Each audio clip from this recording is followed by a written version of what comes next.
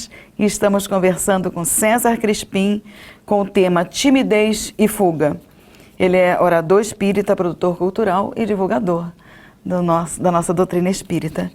Então, a gente está falando que é tão bom ouvir você falar que tudo que vier é como ensinamento para a gente. E essa situação de timidez e fuga, de realmente, parece que querer se esconder da realidade da vida, sim, cada vez mais a gente vê, não só em criança, porque criança é normal, que nem você falou, e às vezes vai modificando, e às vezes também interioriza uma palavra do pai, da mãe, do tio, do avô, né, e talvez possa até prejudicar.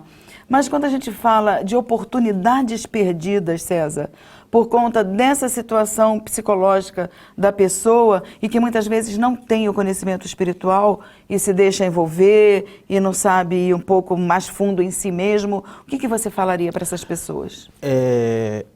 Nós percebemos, principalmente na convivência, essas pessoas quando elas se deparam com situações no dia a dia. E vai surgindo essa dificuldade, principalmente de expressar os verdadeiros sentimentos. Parece que existe nela um mundo que você não pode alcançar. Ela protege esse mundo particular dela, que ela criou, talvez vem trazendo já também de outros momentos, em outras experiências que ela teve no passado, e até mesmo o que nós chamamos de outras vidas, sim, né? Outras experiências, e ela vem trazendo, e é um mundo que ela, principalmente isso, ela tem medo de ser atingido, alcançado pelo outro. Então, todas as vezes que ela percebe que está se abrindo, ela recua porque ela tem medo de pessoas estranhas a ela, entre aspas, possa alcançar esse interior. Então ela se fecha mais. Ela vai se fechando cada vez mais e não vai se deixando alcançar, não vai se permitindo. Uma das coisas mais fantásticas que nós encontramos no Evangelho segundo o Espiritismo de Allan Kardec é justamente quando ele nos diz, indica que nós devemos buscar ao longo da nossa trajetória evolutiva o conhecer-se. Santo Agostinho diz isso no Evangelho segundo... A própria Joana de Ângeles. Né, a Joana de Ângeles. E o Santo Agostinho diz em O Evangelho segundo o Espiritismo que ao final do dia ele faz aquela reflexão para que ele possa compreender o que ele fez de certo, o que ele fez de errado, para que no dia seguinte ele possa buscar a sua mudança, ele possa buscar a sua transformação. O que nós temos a dizer para essas pessoas que têm essa timidez, que têm essa dificuldade de se deixar ver? Na verdade, não é uma dificuldade de se aproximar do outro. Na verdade, é não deixar que o outro entre na vida dela. Não permitir que o outro olhe para ela. Então ela se fecha. E quando ela se fecha, ela não se permite. E aí não há uma convivência, não há um diálogo com o outro e vai perdendo as oportunidades. Oportunidade de emprego, oportunidade de amizade, mais legal, de um relacionamento mesmo, sim, de um casamento. Mais sincero e mais aberto. Exato, vai perdendo essas oportunidades justamente porque se fechou nesse mundo e ninguém pode adentrar esse mundo porque é um mundo que precisa ser protegido por ela. Novamente eu caio na ideia do mundo ideal. Do mundo das ideias que eu vou criando só para mim e achando que esse é o mundo ideal. E todas as vezes que alguém tenta adentrar esse mundo, eu me decepciono com o que aconteceu e mais ainda vou me isolando, vou me fechando. É necessária, e eu vou fazer agora novamente uma analogia que eu acho muito interessante. É necessário trazer para a nossa vida a ideia do João de Barro. O que é que o João de Barro, aquele passarinho, faz? Ele constrói sua casa sobre uma árvore segura, no entanto, ele não coloca portas. Ele deixa só um orifício para que possa todos adentrar a sua casa. Ele não tem medo do que possa entrar na sua casa. Aí é aquela questão que nós estávamos conversando antes da gravação. Mas de qual casa que nós estamos falando? Exatamente. Que casa é essa que eu tenho que deixar aberta para a felicidade, para a convivência com o próximo? É justamente a minha casa espiritual. O ser que sou, eterno que sou, confiar no meu próximo e mais ainda, saber que meu próximo pode sim em algum momento me ofender. Mais ainda, saber que eu posso falar, eu tenho que ter a confiança de que eu posso falar algo errado. Talvez alguém me disse no passado que era melhor eu ficar calado. Talvez eu traga isso de algum momento, ou talvez até mesmo eu falei algo no passado que não foi convincente, que não foi bom.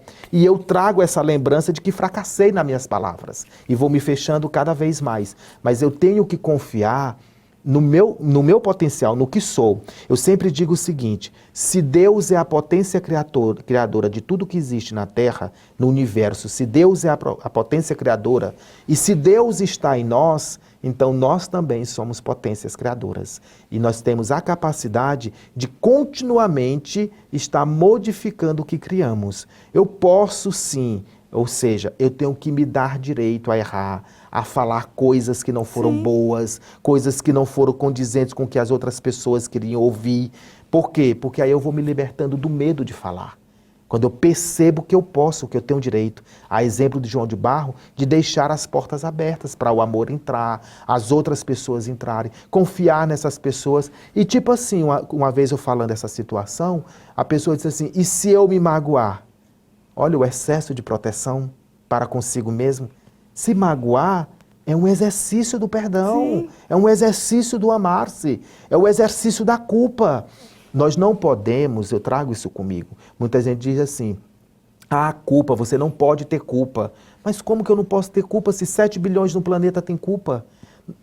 Culpa em estágio, em grau diferente, mas todos levam a culpa por algo, por menor que seja. Quando nós dizemos assim: olha, você não pode sentir essa culpa toda, você não deveria ter culpa, aí eu vou fazer o quê? Aí eu vou sentir culpa por ter culpa.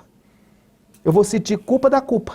Então eu preciso aceitar a culpa. Não é que eu não possa ter culpa, eu tenho que ter culpa. Eu posso ter culpa. Aí você diz: mas Crispim, isso é muito negativo. Ai, que bom que nós já estamos começando a reconhecer a negatividade da culpa. Então vamos polarizar tudo isso para o lado melhor da mata. Transformar. Agora dizer: ninguém pode ter culpa porque a culpa é ruim. Não, aí também não tem como não viver com a culpa. O que é que eu vou botar no lugar da culpa? Isso é passo a passo, eu preciso trabalhar essa essência. Então, quanto mais nos culpamos, quanto mais achamos que somos o menor, mais vamos nos isolando e nos tornando tímidos. Uma coisa que você falou muito interessante também, antes de começar a gravar o programa, as artes. Leon Denis fala em sua literatura sobre as artes. Existem livros de Leon Denis que ele trata da importância das artes na vida humana. E isso é muito interessante. É uma necessidade. É uma necessidade. Porque nós somos seres também artísticos. A gente tem a beleza, a pureza da cor, da música, não é? Quando eu visito casas espíritas, algumas me convidam, porque como eu trabalho na área do teatro, me convidam para ministrar oficinas de teatro. Tudo de bom. E aí eu trabalho justamente isso. Como tirar de você essas amarras que lhe prende. Porque, na verdade, nós estamos isolados no nosso próprio mundo. É o que nós estamos falando nesse programa. A questão da timidez, da a fuga, questão da fuga, de se esconder. Então, uma das melhores terapias que eu considero é exatamente as artes. Mas existem artes que, por acaso, a própria pintura, o ato de escrever, a dança, ele também isola muito. Então nós temos que buscar, porque pintar requer um silêncio, uma calma e um isolamento. Escrever também. Então nós temos outras artes que já tratam melhor, já cuida melhor dessa questão da timidez e da fuga, que é o teatro.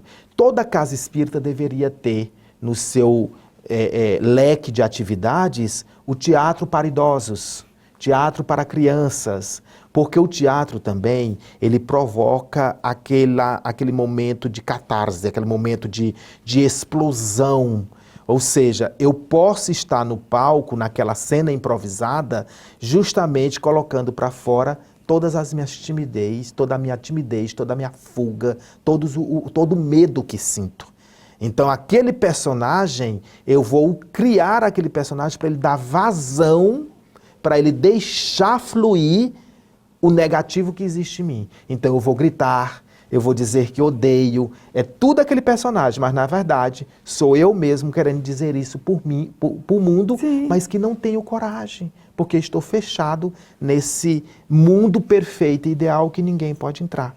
E passa a ser um tratamento, César, você fazer uma aula, né, uma Exatamente. Um estudo disso aí. Passa a ser um tratamento interior. um tratamento interior. Por isso que Leon Denis, na sua obra, trata justamente sobre a importância das artes na vida do ser humano.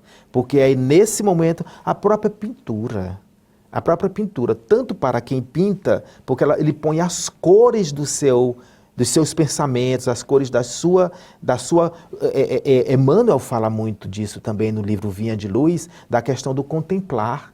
Ou seja, as próprias artes plásticas nos traz essa contemplação, Sim. essa admiração. Se você olhar o mundo, a pintura abstrata, ela reflete muito do conflito interior. Você diz assim, eu olho e não entendo nada, Sim. não é? Mas tem pessoas que olham e dizem, pois eu estou entendendo tudo. E o próprio pintor, ele sabe exatamente o que está naquela tela, porque ele está trazendo todos aqueles conflitos, está colocando na tela os seus conflitos. Então a timidez, como a fuga desse mundo, que hoje estamos vendo muito, porque aí eu volto lá para o Paulo novamente, que é que o Paulo diz, que é que Jesus diz para o Paulo, entra na cidade. Ou seja, estamos na nossa caverna toda linda, perfeita, com ar-condicionado, com televisão, cama confortável. Mas é preciso sair dessa caverna, se jogar para a vida, aceitar-se como é, aceitar que pode de fato errar, se equivocar, mas que isso não tem problema, porque tudo que estamos passando são momentos, vivências, experiências. Nós vamos vencer tudo isso, nós vamos, com cada erro, com cada queda, nós vamos adquirir o conhecimento necessário. Eu sempre gosto de comparar, fazer essas analogias, essas comparações. Se você observar um rio, quando você chega aqui ver uma cachoeira, você acha a coisa mais linda uma cachoeira. Mas se você observar bem, ali é uma queda do rio. É uma queda do rio. E uma queda, às vezes, imensa. E é lindo. Lindo. E o rio corre mais veloz, segue mais rápido. E o interessante, ele não perde o foco porque caiu. Ele deixa de ser rio, ele fica preso ali, ele fica acorrentado. Não, ele segue sua trajetória. Então a gente tem que observar que quedas fazem parte e são lindas. Depende dos olhos que estão olhando para as quedas. Acabou nosso tempo, meu querido. Nossa, toda a gratidão imensa para você, da nossa equipe, minha particularmente, que eu sou sua fã.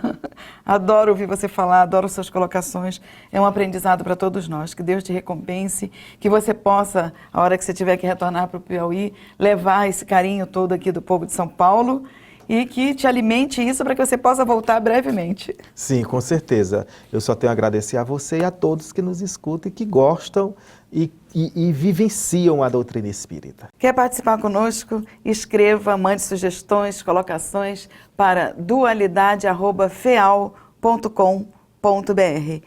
Para assistir esse e os outros programas, vai direto no site da TV Mundo Maior, TV Mundo Maior/dualidade. E para interagir conosco, facebook.com/TV Mundo Maior. Eu agradeço mais uma vez a sua companhia e espero você no próximo programa. Até lá!